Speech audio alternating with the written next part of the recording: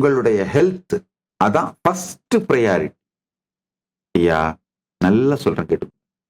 எவ்வளோ sugar level மோசமா இருந்து, ஒருவேளை உங்களுடைய உடம்புல சில பாகங்கள்லாம் சுகர் ஓவரா போனா கட் பண்ணி எடுத்துடுறாங்க பாருங்க, கால் விரல் அந்த மாதிரி, அந்த நிலைமைக்கு போயிருந்தால் கூட உணவு கட்டுப்பாடு, யோகா மற்றும் சரியான இயற்கை வாழ்க்கை முறை ஆல்ட்ரு பண்றது மூலமா, உடல் மனத்தை ஆல்ட்ரு பண்றது மூலமா, நல்லா புரிஞ்சுக்குங்க, உடல் மனத்தை ஆல்ட்ரு பண்றது மூலமா நாள்பட்ட பரம்பரை வியாதிகளிலிருந்து கூட வெளிவர முடியும்.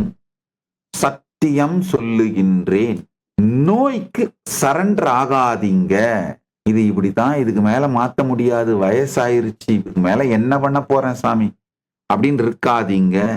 மரணம் கூட நோய் இல்லாது உங்கள் சுதந்திரத்திலே ஜீவன் முக்த தன்மையிலிருந்து கண்களை மூடி சமாதியில் அமர்ந்து உடலை விட்டு கைலாசம் ஏகுதல், சாயுஜ்யம் அடைதல், சிவசாயுஜ்யம் அடைதல், அப்படித்தான் நடக்கணுங்கய்யா.